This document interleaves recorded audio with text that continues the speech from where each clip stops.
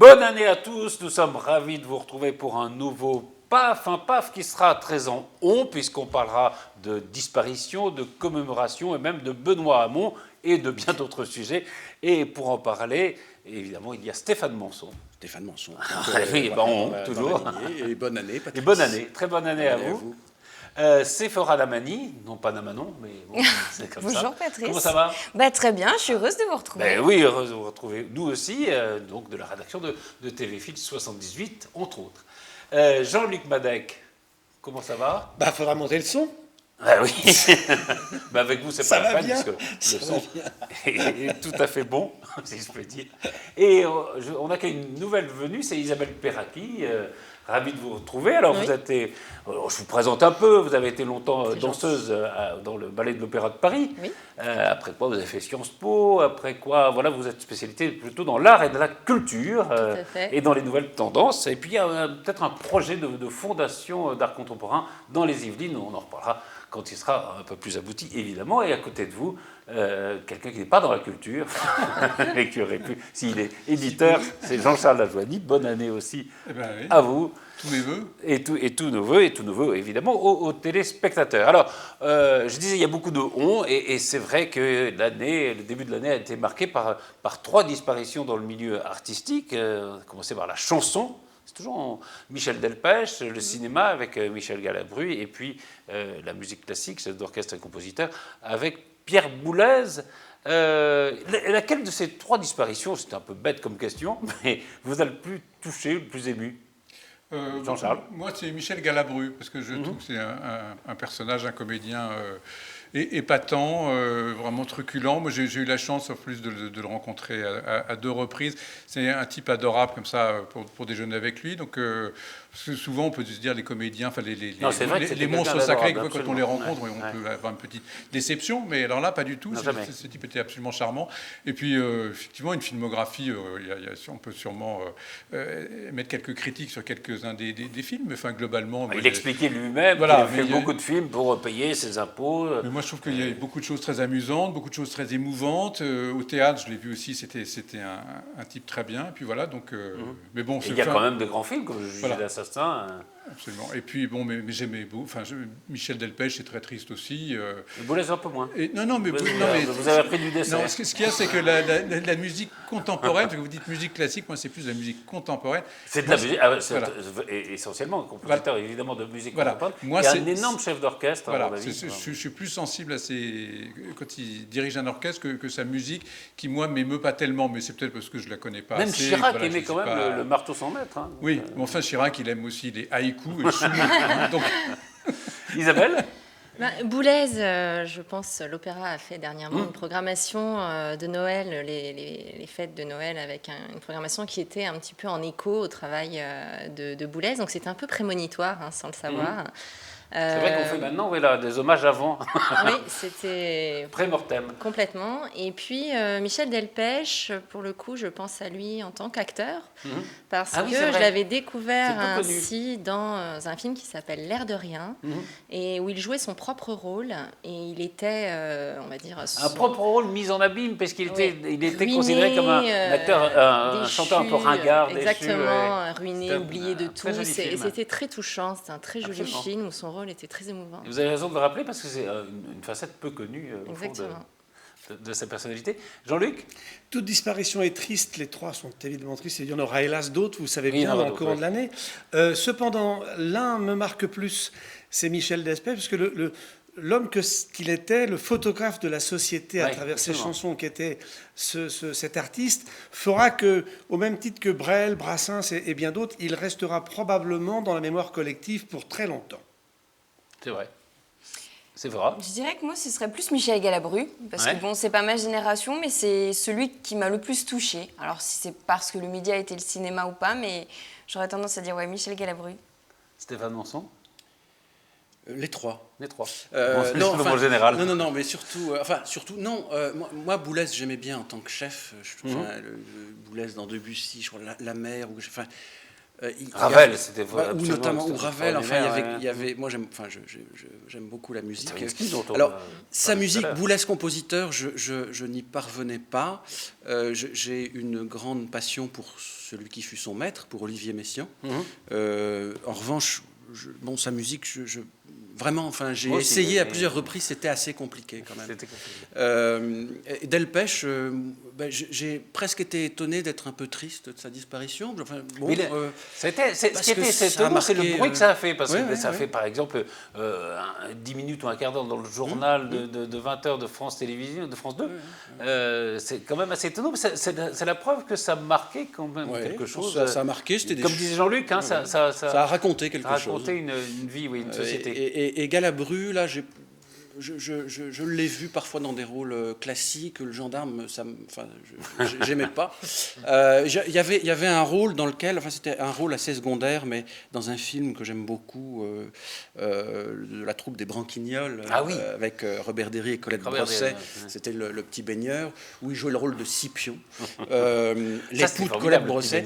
Et ça, je l'ai vu, je l'ai peut-être vu 20 fois, notamment avec De Funès. Et là, j'aimais bien. Eh ben oui, c'est bien.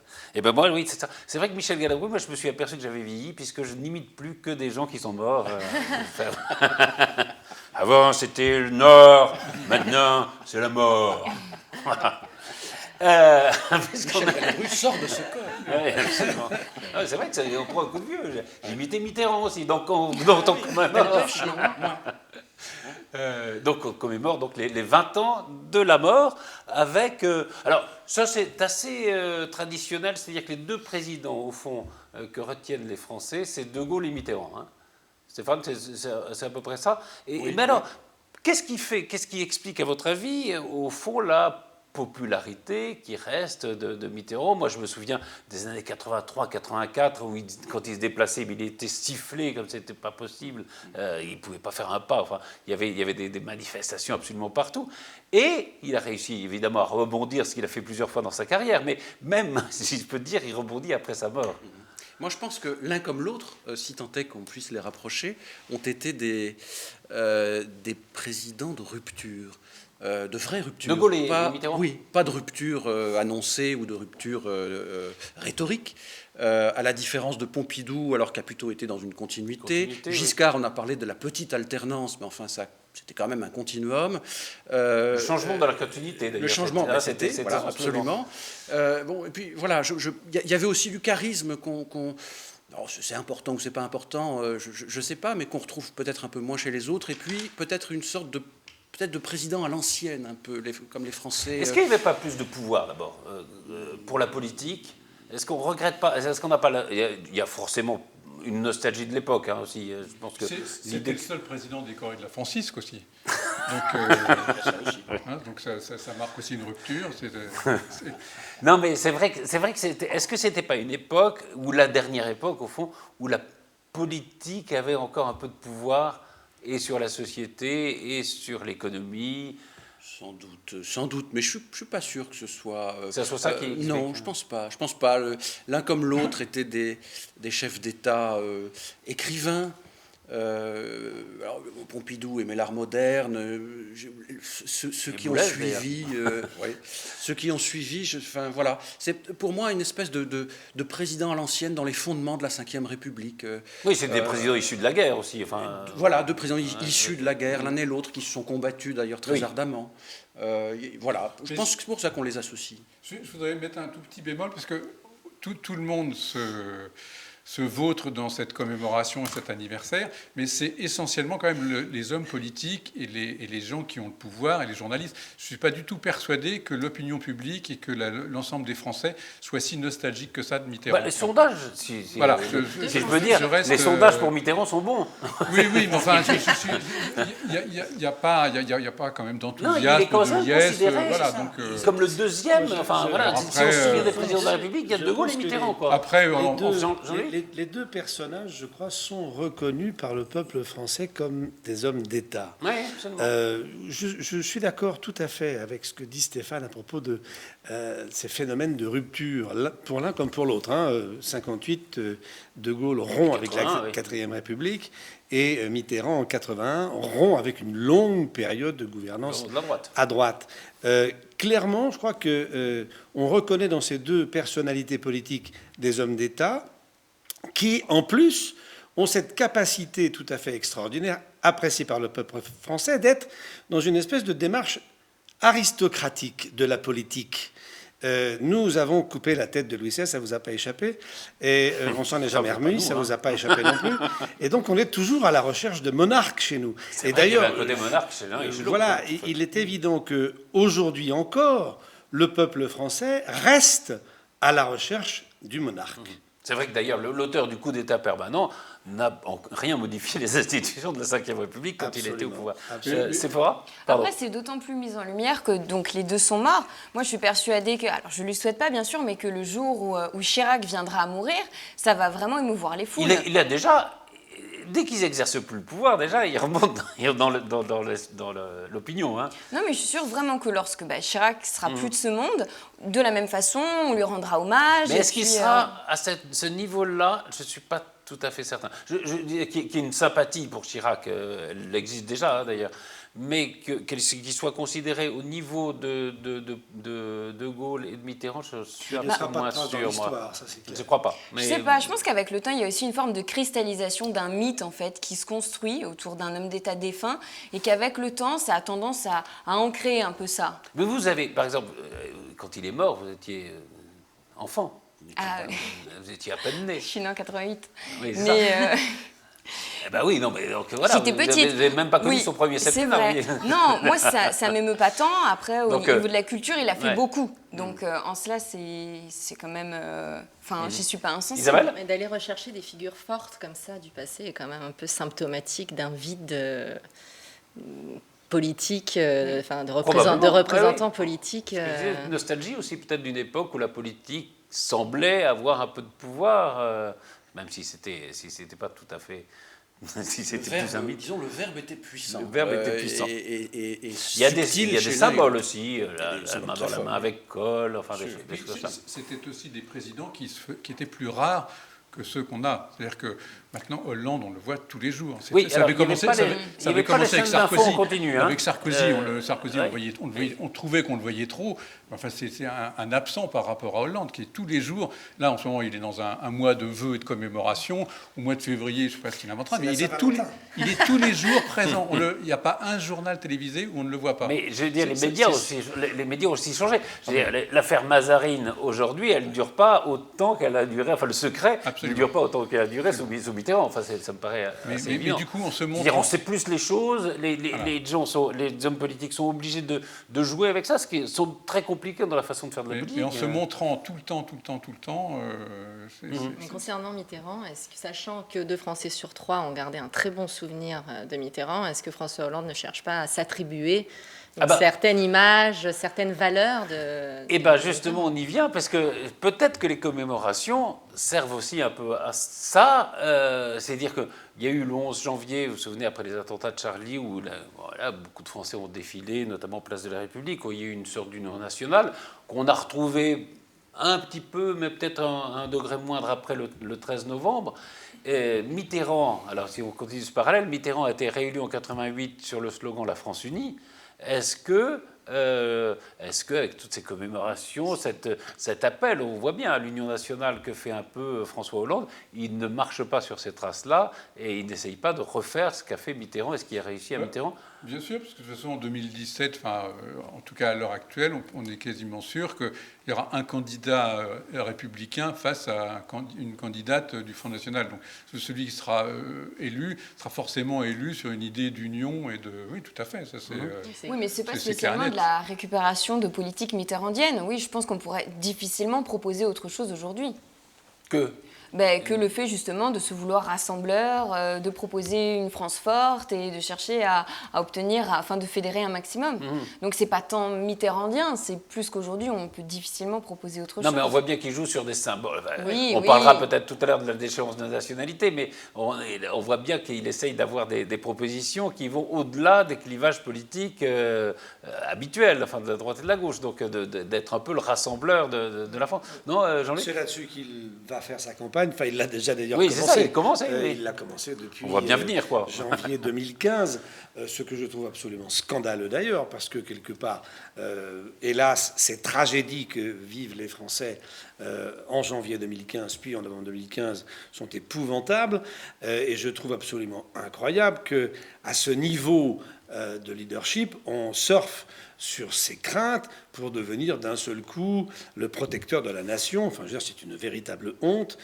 Où sont les programmes réels proposés à la société française pour créer de l'emploi, pour créer de la richesse, pour inscrire nos enfants dans une démarche sociétale positive et non pas simplement se retrancher sur le fait qu'on devient le protecteur des Français. On se fout de nous. Oui, mais il est fier de nous. Il l'a dit pour ses vœux. Il est fier de nous. Donc, c'était très paternaliste. C'était quand même rare. Il n'y a personne pour le défendre. Stéphane. Hollande n'a pas besoin d'être défendu. Mitterrand, alors, les Français l'ont quand même très durement sanctionné. Souvenons-nous que c'est quand même le président de deux cohabitations. 86 avec Chirac, 93 avec Balladur. 93, souvenons-nous du désastre. Désastre absolu. Cristallisé par le suicide de Bérégovoy. Mais désastre politique absolu. Donc, il y a toujours cette ambiguïté dans le sentiment des Français. On aimait Mitterrand, mais enfin, on l'aime depuis qu'il n'est plus là. Et il a subi des sanctions politiques. C'est presque unique. Enfin, c'est absolument unique d'ailleurs dans l'histoire de la Ve République. C'est vrai. Patrice, ce que vous disiez sur les hommages, c'est vrai que... Alors, venons-en aux commémorations, justement. Alors, rendre hommage, évidemment, aux victimes de Charlie Hebdo, de l'Hypercacher. Sur un plan... On comprend ça tout à fait, un an après. Mais est-ce qu'on n'en fait pas beaucoup, quand même ? Ce que vous disiez un peu, hein, Jean-Luc C'est de l'hypocrisie absolue. Enfin, il faut qu'on arrête tout ça. Bientôt, il y a Coluche. Oui, bientôt, il y a la mort de Coluche. Non, mais là on est sur les attentats. Il faut rebondir sur des vrais projets de société. Là, on ne nous propose pas de projet de société. On est en train de, finalement, conforter des individus qui sont des individus du passé. Où sont les nouveaux ? Comment est-ce qu'on va faire émerger de nouvelles personnalités politiques capables de nous projeter dans l'avenir ? C'est mal parti. Hein. Je pense que ce sont vraiment des stratégies de communication pour fédérer, parce que commémorer étymologiquement, c'est vraiment se souvenir ensemble. Donc ce sont des stratégies pour fédérer les Français dans une période de division évidente. Et chaque prétexte, finalement, est bon pour rassembler. Donc c'est le marketing, en fait. Je pense que ce sont en même temps, il y a peut-être un sentiment quand même normal de souvenir pour les victimes. Les premières victimes des attentats de ce genre, quand même. Mais c'est un grand classique. Enfin, à chaque élection présidentielle, c'est justement, comme le disait Isabelle, c'est une stratégie qui est employée, réemployée. On en abuse. Bon, ça sort pas du chapeau aujourd'hui. C'est pas spécialement scandaleux aujourd'hui. Ça fait des années que c'est comme ça. C'est surtout de la communication avant d'être de la politique. Et plus d'une fois sur ce plateau, d'ailleurs, on a tenu les mêmes propos.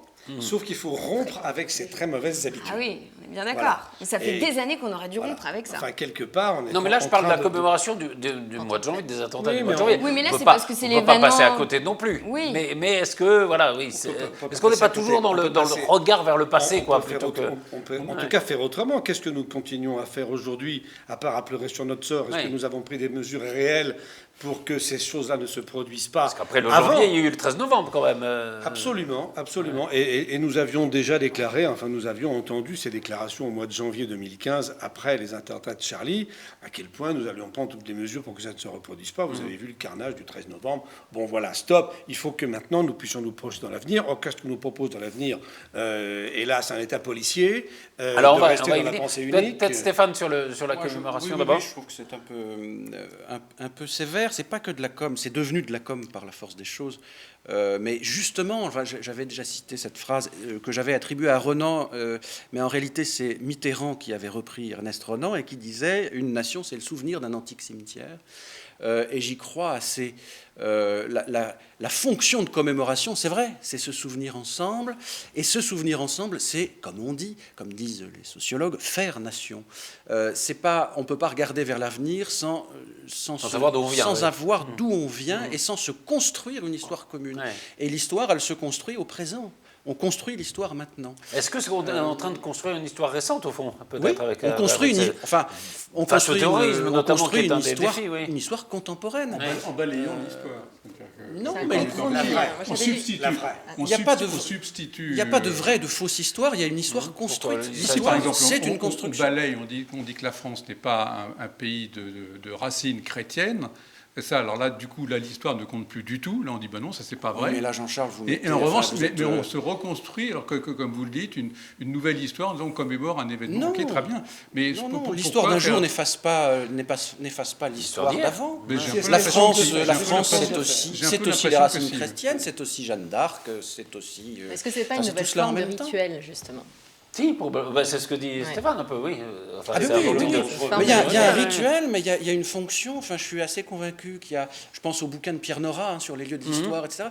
Je suis convaincu qu'il y a une fonction de reconstruction permanente de notre histoire. Et construire notre histoire, c'est se construire soi-même, c'est se construire un collectif. Et donc, je pense que ces commémorations, elles ont leur utilité. Et je crois, pour reprendre ce que disait Jean-Charles, parce que c'est vrai, vous parliez des racines chrétiennes, il y a eu ce débat en effet, notamment sur l'Europe, enfin plus sur l'Europe que sur la France. Mais c'est vrai qu'aussi, on est dans une société qui a évolué, qu'il faut peut-être trouver aussi d'autres éléments fédérateurs, d'autres éléments historiques. Non, c'est à construire. C'est vrai que non, mais c'est vrai que l'histoire, ça se construit. C'est pas quelque chose qui s'arrête, c'est quelque chose qui se construit aussi. On a beaucoup glosé sur nos ancêtres les Gaulois, en disant, vous vous rendez compte, regardez les bouquins d'histoire de nos grands-parents. Même en Algérie, ils apprenaient à quel point c'était grotesque. Mais c'était pas si grotesque que ça, parce que nos ancêtres les Gaulois, en effet, dans les colonies, on leur apprenait aussi que les ancêtres c'était les Gaulois. C'était évidemment un raccourci historique, mais au moins assez fédérateur. Sur l'instant, sans doute. Par la suite, moins. Et pas totalement faux. Voilà. Après, un hommage peut être aussi source de créativité. Je pense à Charlie, aux hommages notamment à la liberté d'expression. Avec Fleur Pellerin et le ministère de la Culture qui a demandé à Radou... Qu'est-ce qu'elle a... Dites-nous un peu quelle est sa dernière bonne idée. Elle a demandé au réalisateur du film Le Concert, je ne sais pas si vous aviez vu ce très beau film de Radou Mielenaou. Pas facile à dire, hein. Non, on s'est entraîné. Oui, c'est un très beau film. Très bon film. C'est moins bien que sur le précédent, Le Cri qui était très très bien. Enfin bon, bref. Donc de produire un film court. Non, il y avait aussi ceux qui partent et qui vont revenir, donc quelque chose comme ça. Ceux qui partent et qui reviennent. Je reviendrai, ça c'est Daniel Gilbert. C'est vrai. C'était Mitterrand aussi. Et c'était Giscard. Enfin tous, et c'est aujourd'hui Sarkozy. Revenons-en à cette idée. Excusez-nous. Des jolis hommages à la liberté d'expression avec donc une demande à Radou Mielenaou de produire un film court. Qui présente une sélection de dessins de lycéens, d'enfants, et qui est présenté donc, à la télévision sur la TNT cinéma, et dans les réseaux cinéma, effectivement, depuis hier, également un recueil également en kiosque. Et il y a aussi un très beau livre, je crois, qui s'appelle « Je dessine », avec une sélection là aussi de dessins et des textes de Boris Cyrulnik. C'est ça, c'est des dessins qui ont été envoyés après l'attentat. Tout à fait. Des dessins qui ont été faits comme ça par des gens. De belles initiatives. Moi, c'est pas pour être toujours en désaccord avec tout le monde, mais qui vous me connaissez. Non, mais les dessins d'enfants, c'est sympa, mais ça reste des dessins d'enfants. Charlie Hebdo, à Charlie Hebdo, on a descendu des véritables dessinateurs qu'on pouvait aimer ou pas aimer, mais c'était le boulot, la vocation qui faisait un travail remarquable. Il y a d'autres dessinateurs adultes. Je préférerais qu'on s'intéresse aux dessinateurs adultes qui sont sous-employés en permanence. Dans la presse écrite, il n'y a plus un dessinateur qui bosse ou presque. Il doit rester 2 journaux, Le Monde et Le Parisien, qui ont un dessin de presse tous les jours. Les autres, on ne sait même pas où ils ont disparu. Alors, on se goberge, j'ai Fleur Pellerin qui se goberge de dessins d'enfants, ça va être la bonne œuvre, tout le monde va les donner, on va dire c'est sympa, on achète ça. Bon, très bien. Enfin, où est l'humour là-dedans ? On est dans la compassion, on est dans le truc je crois que les fonds sont reversés justement aux associations. Mais c'était une mobilisation spontanée. Enfin, voilà, c'est des gens qui ont envoyé des dessins. C'est pas comparable, on n'est pas sur le même plan. vont être bien employés. Mais enfin, sur le principe, je préférais que Fleur Pellerin s'intéresse aux véritables dessinateurs qu'aux dessinateurs en herbe qui travaillent dans des MJC, dans des trucs. En réalité, l'un n'empêche peut-être pas l'autre. en réalité, il y a tellement de dessinateurs qui ont disparu qu'on fait dessiner les enfants et on recherche les femmes pour les faire dessiner dans le cadre du festival de la PD à Angoulême. Il y a là aussi un phénomène très nouveau. On peut en parler, oui, ça, parce que c'est passionnant. Il n'y avait pas de femmes sélectionnées pour le Grand Prix de la BD d'Angoulême. Dommage, cependant. Démission d'un certain nombre de gens du jury qui ont dit c'est pas normal, et donc on va refaire une sélection, c'est-à-dire qu'on va repêcher des femmes. Je ne suis pas sûr que ça soit très féministe, en fait. Non, mais en même temps, c'est vrai que le phénomène... les pauvres qui vont être repêchés, c'est vraiment... oui, mais laisse apparaître peut-être un côté un peu misogyne des dessinateurs de presse. Personne n'est repêché parce qu'il n'y a plus de liste à Angoulême. Voilà. Oui, ils ont abandonné l'idée même de liste. Donc comme ça, tout le monde peut voter pour tout le monde, pour les enfants éventuellement. Fleur Pellerin sera content. Il y a d'excellentes dessinatrices. En un mot, pensez-vous que c'était une marque... au fond de machisme. Oui, je crois, oui. Jean-Charles, vous connaissez bien la BD? Non, c'est peut-être... Vous y voyez, la moindre. Non, mais j'ai beaucoup d'amis dessinatrices de BD et que je trouve remarquables, etc. Comme Florence Estac, par exemple, voilà, qui a eu le Grand Prix d'Angoulême. Florence Estac qui a eu le Grand Prix d'Angoulême, qui est une fille absolument merveilleuse, qui dessine...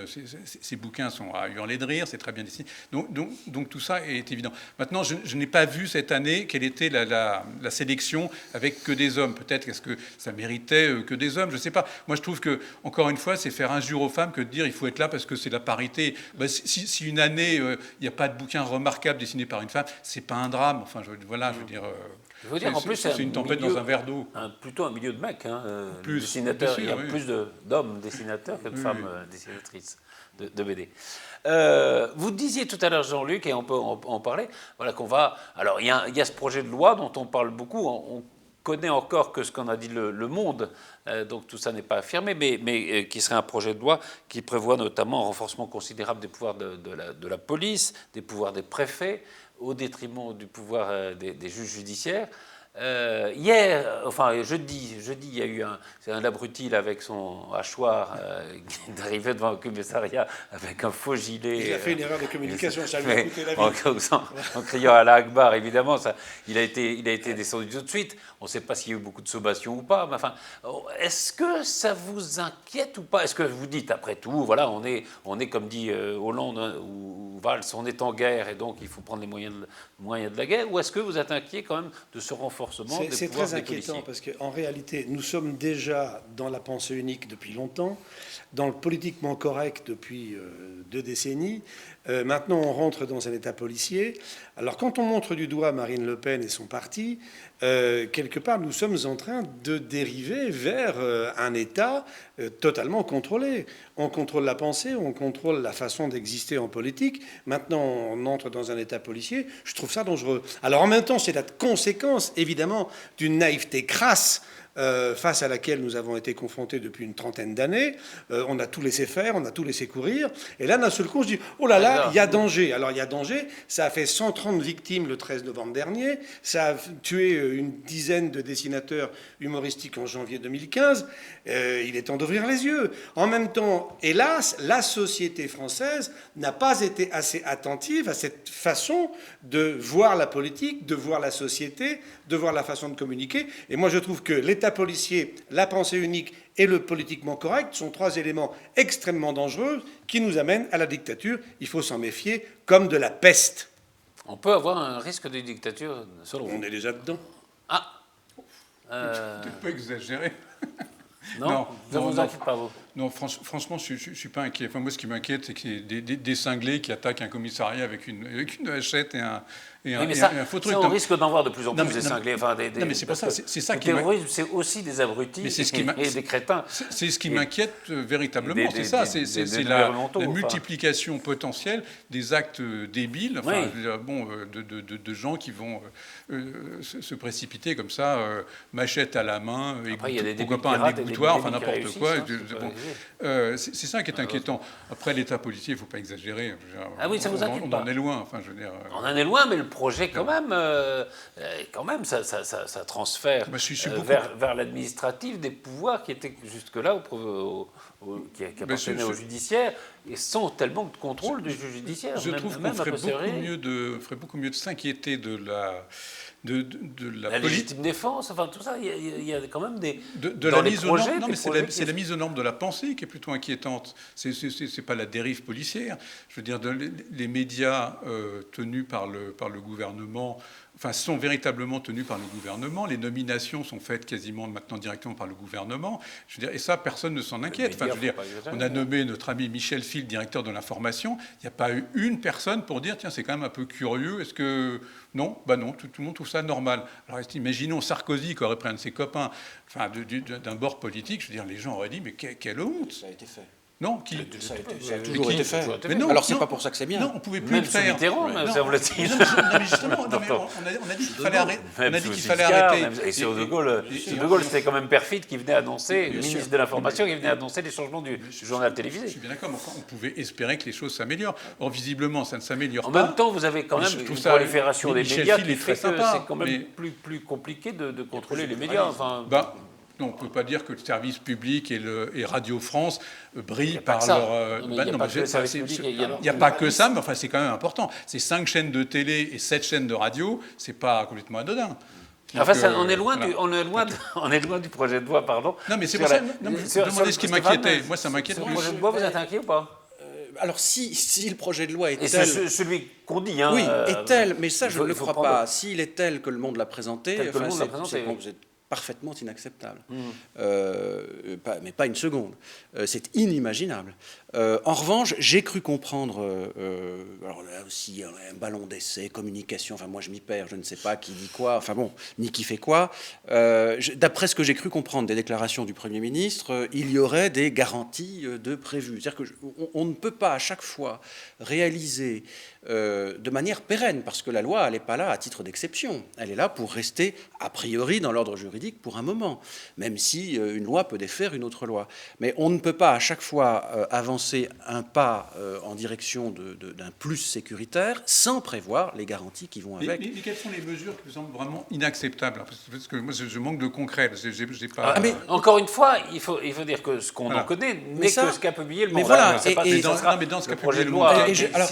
Je serais tenté de vous dire, je n'y crois pas tellement ça me semble gros. C'est-à-dire la possibilité, en gros, de pérenniser des compétences qu'on ne trouve aujourd'hui exprimées que dans des situations exceptionnelles. Et ce qui rapprocherait cette situation, on en a parlé, on a fait des erreurs à ce sujet-là, du Patriot Act, c'est pas la puissance des compétences qui caractérise le Patriot Act, qui est toujours en vigueur, mais c'est son inscription dans le temps. Et c'est ça qui ne me semble pas possible. Et écarter le juge n'est pas nécessairement un empêcheur de tourner en rond. Une justice efficace et une police efficace, ça va de pair. C'est un contrôle. Mais il faut un contrôle robuste, c'est-à-dire avec des autorités différentes. Voilà. Il y a quand même une inertie administrative énorme. Alors si ça peut enrayer un peu cette inertie et permettre en fait aux autorités policières ou militaires d'être un peu plus opérationnelles, je trouve qu'en cela c'est pas un mal. Après, le souci, c'est que ça va accentuer les dérives policières qui existent. C'est pas un mythe sur le terrain. Qu'est-ce que vous entendez par inertie administrative? J'en témoigne parce que pas tant les militaires, mais surtout les policiers, il faut quand même que bon nombre de conditions soient réunies pour pouvoir intervenir, pour pouvoir se défendre. La légitime défense, attention, quand on fait partie de l'ordre public, on a le droit de riposter que si vraiment la personne est armée et qu'elle est prête à vous tuer. Sauf que souvent, c'est trop tard. On n'a pas le droit de se défendre si on se sent menacé. C'est quand même inacceptable. Donc, à la limite, si on peut renforcer et rendre justement l'autorité publique un peu plus opérationnelle, c'est pas un mal. Maintenant, c'est sûr. À condition qu'il y ait un contrôle. Qu'il y ait un contrôle, oui. Au moins, a posteriori, oui, mais à un moment donné, il faut prendre des risques, c'est ça. Ouais. Parce que si on passe notre vie à regretter le fait de ne pas être dans l'action, et lorsqu'on veut être dans l'action, dire « Oh là là, mais qu'est-ce que ça va engendrer, qu'est-ce qu'on va faire ?» on n'avance jamais. Maintenant, c'est vrai que des dérives policières, il risque d'y en avoir soit de plus importantes, soit plus nombreuses. Mais qui ne vous inquiète pas plus que ça. Voilà, c'est un risque à prendre, quoi. On n'est pas...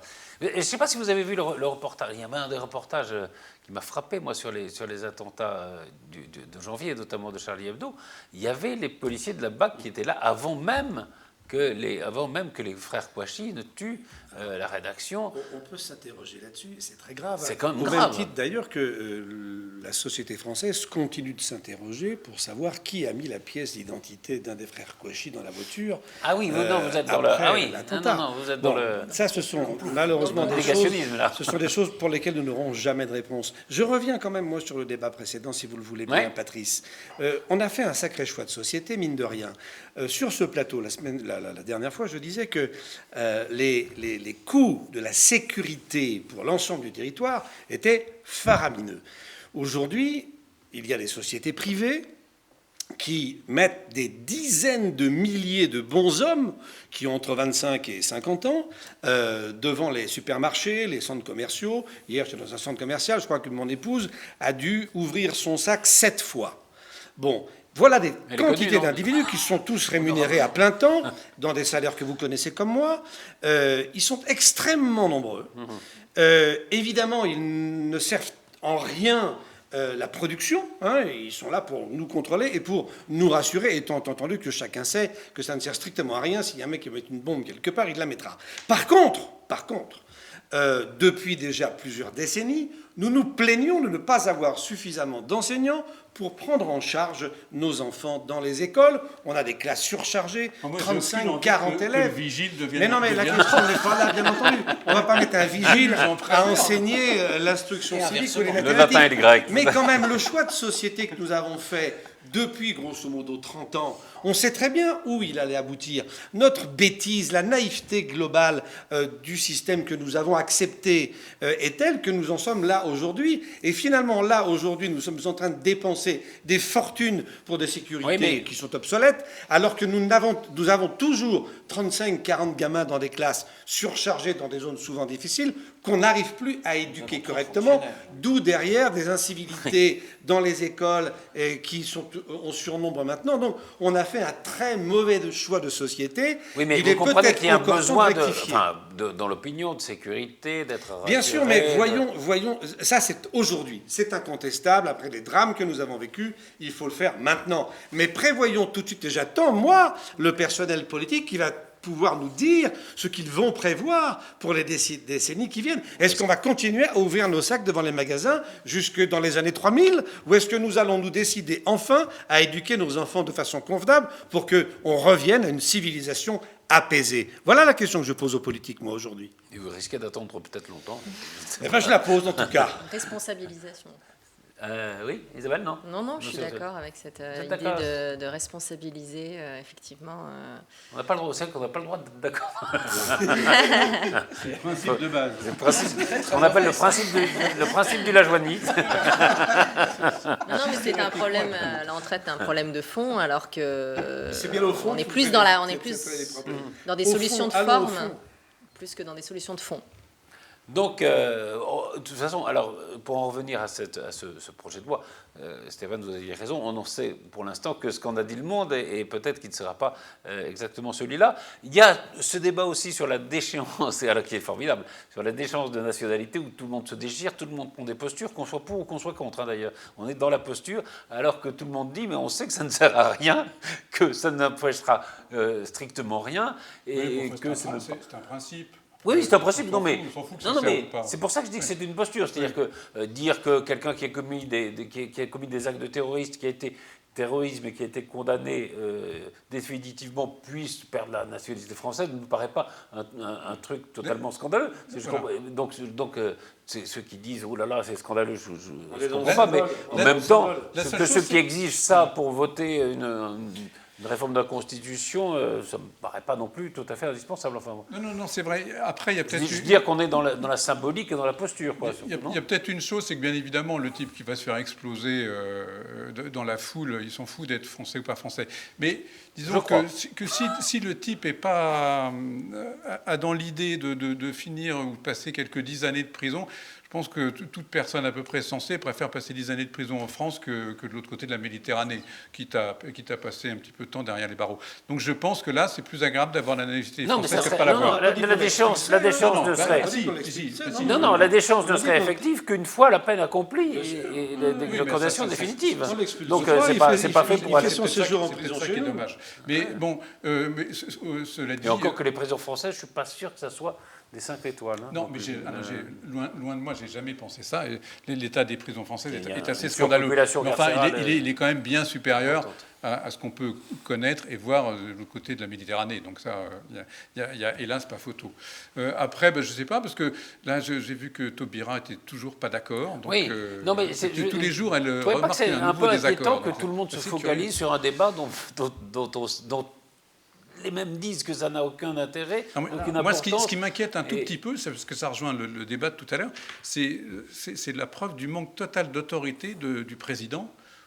Quand il a une idée, normalement, enfin, je veux dire, il y a un président qui préside, et puis derrière, on devrait ne voir qu'une tête. Mais là, on ne sait pas une tête. On dictature. On ne voit. Non, dans un gouvernement, on peut pas du tout. Unique, c'est la dictature. La pensée unique au sein d'un gouvernement, je suis pour. Moi, je suis désolé. Je trouve que il y a un Conseil des ministres, et des décisions qui s'y prennent, que les ministres soient d'accord entre eux avec le président, me semble le minimum. Enfin, Chevènement a démissionné. Enfin, je veux dire, on peut démissionner quand on n'est pas d'accord. On n'est pas obligé de tout accepter. Alors là, Taubira, elle est sans arrêt contre le président, contre le Premier ministre. Elle est toujours là. On se demande ce qu'elle fait. Ben oui, non, enfin, je veux dire, c'est pas un métier. Enfin, en tout cas, c'est pas l'idée qu'on fait Non, sur cette déchéance. Là, on est dans une situation surréaliste des deux côtés. Oui, des deux côtés. D'une part, du côté du gouvernement, qui a créé un piège dans lequel il est en train de s'enfermer au regard de l'inefficacité. En pensant entendre un. Bon, alors, ou en pensant essayer peut-être de réécrire la cartographie politique. On sait. Ça ennuiera plus les uns que les autres, etc. Mais enfin, les risques d'implosion ou d'explosion sont multiples aujourd'hui. Et vous l'avez dit, l'inscription dans la Constitution de cette mesure est parfaitement inutile. La loi serait tout à fait suffisante. Et puis, on est aussi dans le surréalisme de l'autre côté, au regard de l'intensité. Ce qui est excessif est insignifiant, disait je ne sais plus qui, La Bruyère, me semble-t-il. De l'intensité. C'était pas Renan, en tout cas. Non, ce n'était pas Renan, ni Mitterrand. Coluche, peut-être, je ne sais pas. Mais en tout cas, de la violence des critiques. Oui, des critiques. Ça y est, vous comme êtes. Si c'était dramatique. Si vous êtes en effet pour la déchéance de nationalité, moi je suis votre raisonnement, moi ça me scandalise pas. Vous êtes pour le retour de la peine de mort, vous êtes un fasciste, etc. Enfin, c'est des deux côtés. Surréaliste des deux côtés. Je suis fasciné par la bêtise des arguments des deux côtés et la posture des deux côtés. Totalement surréaliste. Et alors, Madame Taubira, c'est vrai, alors on dit elle n'est pas d'accord, etc. Mais ce qui fait la différence entre Christiane Taubira et beaucoup d'autres, c'est que, alors pour des raisons qui lui sont propres, c'est que Christiane Taubira, elle parle, elle le dit qu'elle n'est pas d'accord. Mais je ne pense pas me tromper en soulignant qu'il y a quand même dans tous les gouvernements beaucoup de ministres qui ne sont pas d'accord avec beaucoup de mesures qu'ils sont censés appliquer et qu'ils font appliquer, mais ils veulent rester plutôt que de quitter le navire, hein, évidemment. Là-dessus, notre intervention En fait, il apparaît qu'une grande majorité des Français soit favorable à une mesure qui a été lancée comme ça dans les médias, la déchéance de la nationalité française pour un ressortissant binational, c'était ça la thèse de départ. Puis finalement, on s'est dit, mais qu'est-ce qu'on fait des terroristes qui sont que français et pas binationaux? Donc ça pose déjà un problème. Ensuite, clairement, les Français disent, il faut sanctionner lourdement celui qui est l'auteur de crimes terroriste. Bien, ça me paraît le bon sens. Des choses, à partir de là, on est entré dans un débat technique, de marketing politique, bref, dans un foutoir sans nom. Et c'est bien dommage aujourd'hui que nous en soyons là. C'est-à-dire que quelque part, il y a des textes qui doivent être votés dans le cadre de la modification de la Constitution. Il faut être très clair sur ces textes. Nous ne le sommes pas suffisamment. Les médias non plus, qui continuent d'ailleurs à vendre leur papier et tout ce qui va avec en termes économiques. Pour continuer pour les grands journaux, vous savez, la musique. Voilà. Pas beaucoup, malheureusement, pour eux. Clairement, sans vouloir voir toujours par la lorgnette de la communication, je pense qu'encore une fois, il faut poser des actes forts et surtout des choses qui soient très... Vous êtes d'accord avec moi, je vous remercie beaucoup. Des choses qui sont... Il y a besoin de poser des actes impactants et surtout extrêmement faciles, visibles, enfin faciles à appréhender pour les gens. Vous parliez tout à l'heure d'un travail de fond dans les écoles. les gens ne le verront pas, et donc on aurait l'impression qu'il ne se passe rien et que M. Hollande ne fait rien pour justement prendre des résolutions. La meilleure politique, c'est celle qui ne se voit pas. Voilà, et là, donc, on prend des résolutions, on pose des actes visibles pour pouvoir marquer des points, soulever, déchaîner des passions, parce que quand on parle de vous, en bien ou en mal, de toute façon, ça active une... Alors, on va vérifier si l'axe entre l'opéra et les Templiers se vérifie. Et alors, il y en a un qui a été encore plus loin, je trouve, dans la confusion des genres. C'est Benoît Hamon qui propose de rajouter, s'il y a la déchéance de nationalité, le vote des étrangers aux élections locales, comme si les choses étaient liées. Enfin, là, on est vraiment dans la confusion absolue, quoi. Clairement, il marque le terrain. Benoît Hamon est un de ces personnages de la nouvelle génération qui veut marquer clairement son orientation politique. Elle est ce qu'elle est, mais en tous les cas, il a cette particularité, comme peu d'hommes politiques de cette génération-là, de marquer le terrain. Alors maintenant, le vote pour les étrangers, dans les votes locaux d'ailleurs, essentiellement... non, mais ça n'a rien à voir avec la déchéance.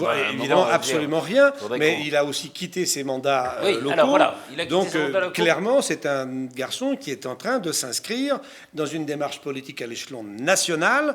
Il en a l'ambition, probablement les capacités intellectuelles. Il est de gauche, très marqué. Bon, voilà, respectons le bonhomme. Mais il a certainement une carrière politique nationale devant lui. Justement, vous qui observez aussi la politique nationale, mais aussi la politique départementale. Et je croise Benoît Hamon de temps en temps. Oui, vous le croisez. Donc il a abandonné ses mandats à Trappes pour être vice-président du conseil régional. Il est encore député, mais est-ce que... Peut-être que aux prochaines élections législatives, on verra. Naturellement, ça dépendra probablement de l'élection présidentielle, mais enfin, sa réélection est peut-être difficile. Est-ce que vous pensez qu'il va quitter peu à peu les Yvelines ? Ah oui, je pense qu'il a intérêt. D'ailleurs, si je me mettais à sa place, à l'âge qu'il a et avec son cursus politique, je m'engagerais dans un combat national. Oui, bien sûr, c'est un garçon qui est en mesure de créer son propre mouvement. Il faut un ancrage local. Ça marche encore, hélas, comme ça. Bien sûr, hélas, comme dit Stéphane, avec lequel je suis totalement d'accord. Qu'est-ce qui marche comme ça ? L'ancrage local avant la visée nationale. Oui, ça, il faut un ancrage local. Ouais. Mais est-ce que là, il est en train de Non, mais il a eu son ancrage. Il était député. S'il n'est pas reconduit. S'il n'est plus député, il n'a plus aucun mandat ici. Non, mais c'est pas, à mon avis, à ce stade, il a déjà marqué son terrain, donc il ira plus loin. D'accord, vous aimez bien Benoît Hamon, vous ? Oui, je ne sais pas, mais ça me paraît totalement stupide de lier les chances de nationalité et des étrangers. On se demande quel est le but ultime. Est-ce que c'est encore de faire monter le Front National ? Je ne sais pas où, je ne sais pas pourquoi. C'est juste une connerie. Il n'y a pas d'autre terme. On parlera peut-être une autre fois de la Juppé qui a dû vous rassurer, puisqu'il se droitise après cette centrisée. Mais peut-être qu'on va parler un peu d'autre chose. Par exemple, des soldes. Alors, je propose d'abord de voir un sujet, puisque les soldes ont commencé mercredi. 30, 40 et parfois même 60% pour cette première journée de solde. Certaines enseignes affichent déjà des prix que l'on retrouve habituellement en deuxième ou troisième des marques. Comparé à l'année précédente, les ventes d'articles de vêtements d'hiver ont chuté sur ces 2 derniers mois, conséquence d'une météo trop douce.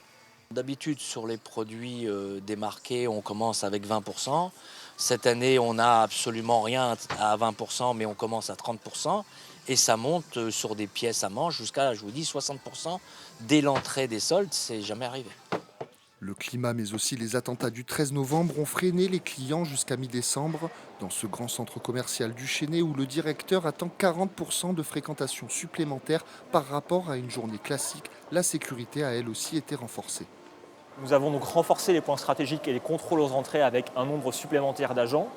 Nous effectuons des fouilles, des inspections visuelles des effets personnels des clients et nous sommes en relation avec les autorités compétentes pour ce dispositif du plan Vigipirate. Des stocks complets, des articles bradés avec beaucoup plus de tailles disponibles qu'à l'habitude. Les soldes, c'est surtout le moment des bonnes affaires. Je viens très souvent au centre commercial. Le premier jour des soldes ? Le premier jour des soldes et le dernier, c'est dans mes habitudes. Là, on fait notre petit tour. Pour l'instant, on a fait juste un achat. Je n'ai pas d'objectif précis. C'est le coup de cœur, on va dire. Flairer les bons plans pour les clients, mais aussi pour les grandes enseignes plus onéreuses, c'est l'occasion de voir de nouveaux clients comme cette boutique de prêt-à-porter pour hommes. C'est ce qui se passe en général au niveau des soldes. Les gens nous découvrent aussi à ce moment-là. Ce ne sont pas des gens qu'on voit spécialement l'année, qui ne consomment pas spécialement, qui ne nous connaissent pas, je me répète, et qui nous découvrent à ce moment-là. Voilà. De bonnes affaires pour tout le monde. D'après un sondage de la LSA, 75% des consommateurs ont l'intention de faire les soldes avec un budget moyen de 215 € par personne, une baisse de 5% par rapport à l'année précédente. Voilà, 75% des gens vont faire les soldes avec un budget moyen de 215 €. Donc, ce qui est assez amusant, c'est que Isabelle, aujourd'hui, c'est vrai que les soldes, on en a presque toute l'année. On continue comme ça à faire semblant qu'il y ait des soldes maintenant, mais avant, il y a une succession de promotions, de ventes privées. De ventes privées oui, tout à fait. Mais pour les commerçants, ça représente quand même de 15 à 30% de leur chiffre d'affaires annuel. Donc je crois qu'ils y tiennent, malgré toutes les différentes ventes privées qui, comme ça, saupoudrent un peu l'année. C'est d'autant plus nécessaire cette année, je pense, parce qu'il y a eu en effet le 13 novembre. Et les conditions météo, elles impactent. Et les conditions météo qui fait que l'hiver et les vêtements d'hiver sont restés. C'est ça. Je dis vive Jacques Lang, il n'y a pas de solde sur les livres, et c'est tant mieux. Et les livres valent toujours le même prix partout, et c'est très bien comme ça. Il n'y a pas de. Il y a pas à faire bien que vous rendriez hommage à François Mitterrand avant la fin de cette émission. J'ai voté pour lui 2 fois, si la phrase, je le referai. Pour Mitterrand. Oui, et Jacques Lang, c'est un dieu pour cette loi unique sur le prix du livre. C'est une des plus belles lois qui a pu être une des plus intelligentes, qui a sauvé la librairie, les éditeurs, le livre, les auteurs. Enfin, c'est merveilleux. Alors, il n'y a pas le prix unique du restaurant, mais il y a la mode des doggy bags. Et je vous propose de voir un sujet là-dessus, puis on en parle tout de suite après. Ne vous étonnez plus si au restaurant on vous propose d'apporter la fin de votre repas chez vous. Le doggy bag, cette formule bien connue des anglo-saxons, peine à s'imposer en France depuis des années, même si certains établissements l'ont toujours proposé. Je pense que dès l'ouverture du bistrot, il y a 20 ans, à chaque fois qu'un client nous a demandé « je peux emmener ça, je peux emmener ma bouteille, je peux emmener ce qui vrai, j'avais pas faim, j'ai essayé, on l'a toujours fait. Donc la loi ne change pas grand-chose pour nous. » Aux États-Unis, le doggy bag est obligatoire depuis très très longtemps et c'est dans les mœurs de tous les restaurants. Donc c'est bien de commencer doucement en France. C'est conforme à la conduite que tout un chacun devrait avoir. Avec la loi sur les biodéchets, les restaurateurs effectuant plus de 150 couverts par jour sont désormais obligés de trier leurs déchets. Le doggy bag désormais recommandé aux restaurateurs n'est pour autant toujours pas obligatoire, mais aussi rarement sollicité par les clients. En réalité, l'utilisation des doggy bags, vous savez, s'inscrit dans une génétique sociétale. Or, ce n'est pas la nôtre. Et donc, nous avons bien entendu des clients qui laissent des choses dans leur assiette, on leur propose parfois. Nous n'avons jamais eu un seul client qui a accepté de ramener ça à la maison. Voilà. Donc, c'est pas dans notre culture. C'est aussi simple que ça. Il permet pourtant d'éviter le gaspillage et de rester dans une logique écologique. Le doggy bag, pas encore ancré dans notre culture, reste boudé par les Français. Ouais. Alors, Jean-Luc, on vous a entendu vous exprimer dans ce sujet. Alors, vous avez des confrères qui sont pour le doggy bag ? Moi, je persiste. Ça fait très très longtemps que le doggy bag existe. Je vous rappelle qu'effectivement, l'habitude vient des États-Unis, mais en général du monde anglo-saxon. Oui. Et doggy bag, ça veut dire pour le chien. Hein. Donc, c'est-à-dire qu'on mettait le reste de ce qu'on n'avait pas mangé dans un petit bag, et puis c'était pour donner au chien ou au chat. Bon, c'est tout. Mais il ne faut pas confondre le doggy bag avec le traitement des déchets. Ce sont deux sujets très très différents. Le traitement des déchets est absolument indispensable. Il faut l'obliger dans toutes les entreprises où on traite de la nourriture, pas seulement dans les restaurants d'ailleurs, parce qu'il y a une véritable utilisation des déchets organiques en aval. Donc là, il y a vraiment un gros travail à faire. J'ai d'ailleurs des amis qui s'en occupent très bien, et c'est un combat dans lequel les syndicats professionnels sont très engagés. Le doggy bag, c'est un gadget. D'abord, ça a deux aspects. Un, c'est pas dans la culture française, et c'est pour donner à manger à son chien ou à son chat. Et si jamais c'est pour se donner à manger à soi-même, il y a tous les risques d'hygiène qui sont liés à ça. Donc c'est dangereux. Donc il faut faire très très attention. Encore une fois, séparons bien les deux sujets. Le doggy bag, c'est un gadget. Par contre, le traitement des déchets organiques, ça c'est sérieux. Il faut vite manger avant que ça pourrisse, en fait. Non, mais ça vous... Voilà. J'ai bien compris. J'ai une sensation un peu identique. Bon, le parallèle n'est pas évident, mais avec les soldes, c'est vraiment cette sensation de bonne affaire. Donc ce sont des gadgets, effectivement, des attrapes. C'est vrai que vous avez raison sur les soldes, ça reste parce qu'il faut que les gens aient l'impression d'avoir fait une bonne affaire. Il y a un atavisme. Quand il y a 40% ou 50%, c'est vrai qu'on se dit j'ai fait une bonne affaire. Je pense que vraiment ça vient jouer sur un atavisme qui est celui de. Oui, on nous a pas pris pour des imbéciles. Voilà, et là, avec la nourriture, je pense, tiens, c'est super, je pourrais ramener la nourriture chez moi. Allez, limite, ça va peut-être pousser certaines personnes à aller au restaurant, juste pour en profiter. Ça vous viendrait à l'esprit d'en demander vos restes? Non, parce que moi, quand je vais dans un restaurant, si c'est bon, j'ai tout mangé. Oui. Donc, et si c'est pas bon, j'ai aucune envie de le remporter. C'est vrai que c'est une pour règle. Moi, est assez clair. Mais là, c'est quand même... moi, je suis un peu choquée. On sent vraiment la discussion de gens confortablement installés dans la société, qui ont les moyens, qui vont au restaurant. Non, je suis désolée. Il y a une précarisation de la société. Et il y a une précarisation de la société. Les gens ont de moins en moins les moyens. Si les gens, à la limite, n'ont pas tout consommé, de toute façon, ils payent le même prix. Le restaurateur, il jette ce qui n'a pas été mangé. J'ose espérer, parce que s'il le réemploie, c'est pire encore. Donc, qu'il le jette, en fait, ou qu'il le donne dans un doggy bag, moi, j'estime qu'à la limite, c'est très bien qu'il le donne au doggy bag. C'est jeté ou c'est récupéré?